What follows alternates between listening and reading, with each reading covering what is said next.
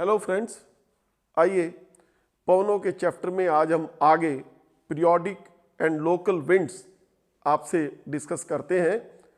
क्या हैं ये सामयिक पवनें और स्थानीय पवनें, कहाँ किस प्रकार से चलती हैं और इनका उस स्थान से जुड़े हुए लोगों के जीवन पर क्या प्रभाव पड़ता है। आइए आज हम इस चैप्टर को समझते हैं। पिछले चैप्टर में हमने पढ़ा था हमारी परमानेंट विंड्स जो इस पूरी पृथ्वी पर पूरा साल चलती हैं। आज उससे आगे हम चल रहे हैं पीरियोडिक विंड्स या सीजनल विंड्स भी हम इनको कहते हैं।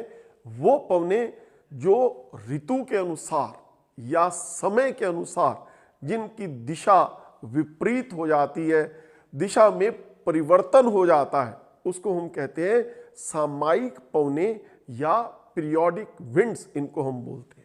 ये पवनें आज हम इनके 3 example monsoon, sea and land bridges, mountain and valley bridges, इनके बारे में आज हम पढ़ते हैं, समझते हैं कि इन पवनों की क्या विशेषताएं हैं, कैसे इनकी दिशा बदल जाती है और ये क्या हमारे जीवन में प्रभाव डालती है।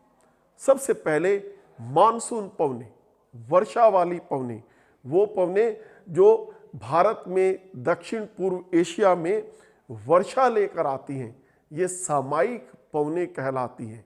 ये मानसून शब्द अरबी भाषा के मौसम शब्द से बना हुआ है और ये पवनें वो हैं जो 6 महीने ग्रीष्म काल में हमारे यहाँ समुद्र से स्थल की ओर और 6 महीने सर्दी की ऋतु में स्थल से समुद्र की ओर चलती हैं। इनकी दिशा विपरीत हो जाती है। कैसे ये पवनें चलती हैं, आइए इनके बारे में हम समझते हैं और इनको जानते हैं।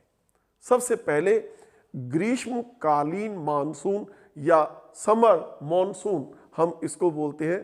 ये भारत के मानचित्र पर हम इसको डायग्राम बनाकर समझ सकते हैं कि गर्मी का महीना मई और जून, जैसे जैसे मार्च के बाद सूर्य उत्तरायण होता है, मार्च में दिन और रात बराबर, और उसके बाद सूर्य कर्क रेखा की ओर धीरे धीरे समर सोलिस्टिस जून की 21 तारीख से पहले मई और जून में इस हमारे उत्तरी भारत में यहाँ तापमान अधिक और तापमान 45 से 50 डिग्री सेंटीग्रेड तक पहुंच जाता है। लू चलती है। मई और जून के महीने में राजस्थान, पंजाब, हरियाणा, उत्तर प्रदेश का मैदान तपने लगता है। ऐसी स्थिति के अंदर दक्षिण गोलार्ध में भूमध्य रेखा से नीचे हिंद महासागर में, जहां पर दक्षिण पूर्वी सन्मार्गी पवनें भूमध्य रेखा की ओर चलती हैं, यहाँ उच्च वायु दबाव है और भारत में ये न्यून वायु दबाव है। ये पवनें जैसे ही भूमध्य रेखा को पार करती हैं, इनकी दिशा फेरल के नियम के अनुसार ये पश्चिम दिशा बन जाती है, दक्षिण पश्चिम पवनें बन जाती हैं और भारत में ये साउथ वेस्ट मानसून हमारे यहाँ देश में आ जाता है। इस उच्च वायु दबाव से निम्न वायु दबाव की ओर ये पवनें चलती हैं। ऐसा हमारे कहावतों में हमारे बड़े बुजुर्ग लोग हमें समझाते हैं कि जितनी अधिक गर्मी पड़ेगी, जो तपेगा सो बरसेगा, यानी जितना अधिक तापमान होगा उतना वायु दबाव कम होगा और पवनों को खींच कर लाने में सक्षम होगा और हमारे यहाँ पर वर्षा होगी। ये ग्रीष्मकालीन मानसून कहा जाता है, जिसके अंदर ये पवनें उल्टी हो जाती। 6 महीने बाद, सितंबर के बाद, जब फिर दिन और रात बराबर होते हैं, सूर्य दक्षिणायन होने लग जाता है, मकर रेखा पर दिसंबर में सीधा चमकता है, उस समय हमारे यहाँ धीरे धीरे ये हिमालय पर्वत और इस स्थान के ऊपर आप देखेंगे कि बर्फ गिरने लगती है, तापमान कम और वायु दबाव अधिक हो जाता है। ये हमारी पूर्वी सन्मार्गी पवनें ठंडे स्थानों से दक्षिण में न्यून वायु दबाव की ओर भूमध्य रेखा को पार करने के लिए चलती हैं, लेकिन ये वर्षा नहीं लेकर आती हैं, क्योंकि ये शुष्क और शीत ऋतु कही जाती है। ठंडे स्थानों से आ रही हैं, इनके अंदर शुष्कता है, इनके अंदर जल की मात्रा नहीं है, तो ये वर्षा नहीं करती हैं। लेकिन भारत के इस भाग के अंदर जहाँ पर तमिलनाडु और पांडिचेरी का क्षेत्र है, ये पवनें समुद्र से आ रही हैं, तो ये पवनें इस भाग के अंदर वर्षा करती है।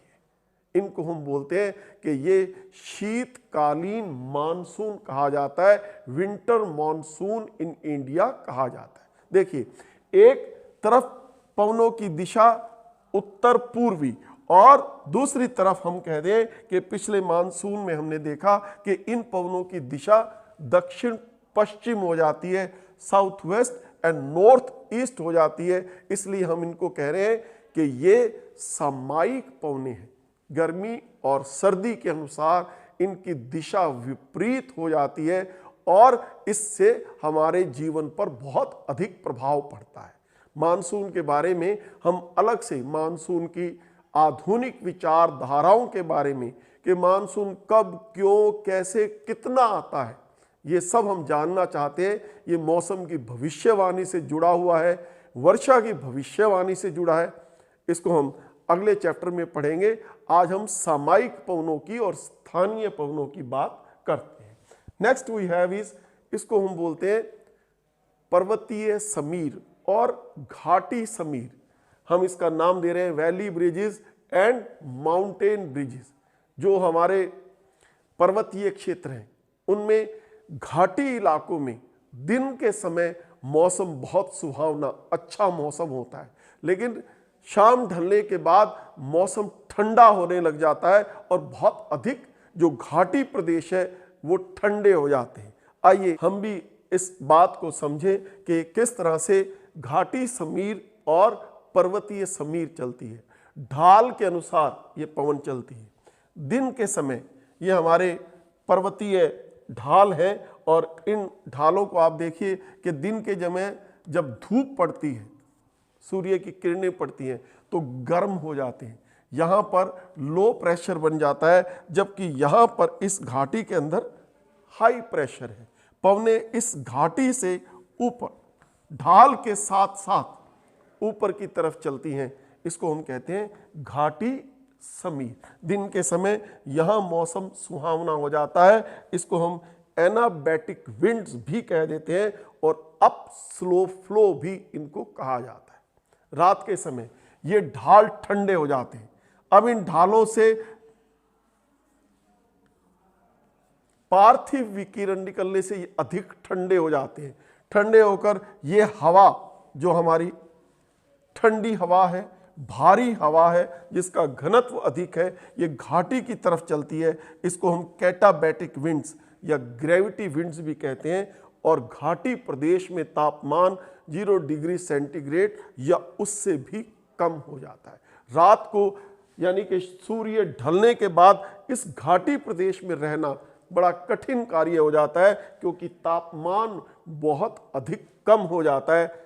दिन के समय हमारे जो चरवाहे बंधु हैं वो भी घाटी प्रदेश में होते हैं, लेकिन शाम ढलते ही घाटी से बाहर चले जाते हैं।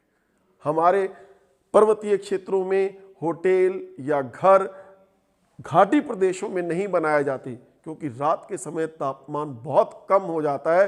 वो ऊंचे क्षेत्रों के अंदर बनाए जाते हैं, घाटी क्षेत्रों में नहीं बनाए जाते, क्योंकि दिन के समय और रात के समय में पवन की दिशा उल्टी हो जाती है। Up slope wind and this is gravity wind, anabatic wind और कैटाबैटिक विंड। आप कोई भी नाम से इसको समझ सकते हैं। घाटी समीर और पर्वतीय समीर ये पर्वतीय क्षेत्रों में चलने वाली सामायिक पवनें कही जाती हैं। अब हमारे पास कोस्टल एरियाज में जो हमारे समुद्र के आसपास शहर बसे हुए हैं, वहाँ पर तापमान सम क्यों रहता है? क्योंकि वो भी दिन और रात के समय इन पवनों से प्रभावित होते हैं। देखिए, दिन के समय हम इसको देखें कि ये हमारा स्थल भाग है, ये समुद्र वाला भाग है। दिन के समय स्थल जल्दी गर्म हो जाता है, यहाँ पर लो एयर प्रेशर बन जाता है। पानी देर से गर्म होता है, देर से ठंडा होता है, तो ये हाई प्रेशर है। पवन हाई प्रेशर से लो प्रेशर की ओर चलेगी, इसको हम कहते हैं समुद्र समीर। समुद्र से आने वाली पवन जो अपने साथ जलवाष्प लेकर आती है, और इस तरह से इस पवन का ये चक्र पूरा हो जाता है। रात के समय क्या स्थिति होती है? स्थल जल्दी गर्म होगा तो जल्दी ठंडा हो जाएगा, ये हाई प्रेशर बन जाएगा। और यहां पर अगर आप आएंगे, पानी देर से गर्म हो रहा है, देर से ठंडा हो रहा है, तो ये गर्म पानी रहता है तो लो एयर प्रेशर रहता है। पवन स्थल से और समुद्र की ओर चलती है, इसको हम बोलते हैं स्थल समीर। इसका हम नाम रख देते हैं, स्थल से समुद्र की ओर चलने वाली पवन को हम नाम दे देते हैं स्थल समीर। ये समुद्र समीर और ये स्थल समीर, इसका नाम हम इसको बोल देते हैं। ये 3 ऐसी पवनें थी जिनको हम सामयिक पवनें या पीरियोडिक विंड्स के नाम से जानते हैं।